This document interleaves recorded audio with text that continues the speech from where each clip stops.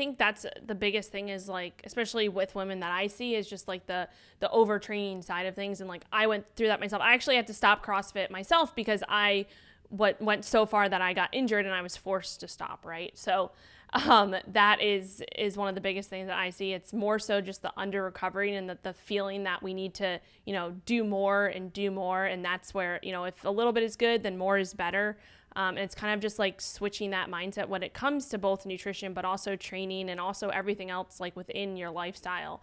And that's something that, it took me years to figure out. And that's what I'm trying to help a lot of the females I work with. Like you will get better results if you take a step back and realize that, for example, if we're talking about building muscle, right? A lot of people think, oh, I need to go to the gym 6 days a week, train, whatever it may be, because that's where I'm going to build the muscle. But really, when you're in the gym, when you're working out, you're breaking down your muscles, right? You're not building muscle then. You're building muscle when you're sleeping, when you're recovering. And so if you don't give your body the ability to recover and repair, you're literally just doing tons of work and getting no reward for it. Versus if you were to train 3 or 4 times a week versus 6 times a week, you would see a massive difference because you're literally giving your body that time to recover. So that is one of the biggest things that I think a lot of women fall down in that sense, and especially when it comes to high intensity training. We were talking about high intensity interval training versus low intensity steady state for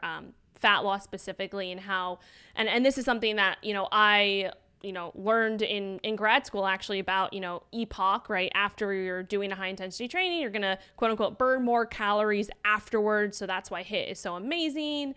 And, people kind of went to the extremes where like HIIT is great. Let me just do more and more HIIT. And who cares about low intensity steady state, things like that. And we know just from what I said before about that metabolic flexibility side of things, working in the different energy systems is very, very important, for overall health in general, and then also performance as well, because we're, going back between those as we are in our workouts and things like that.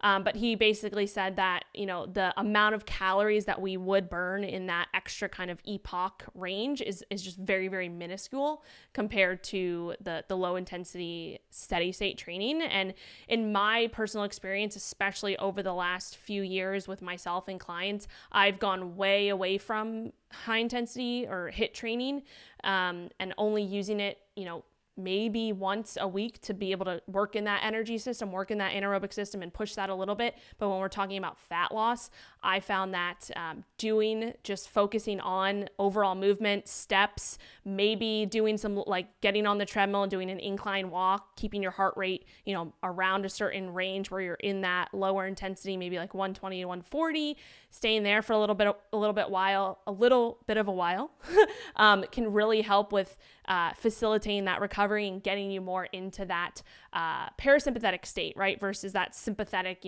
go.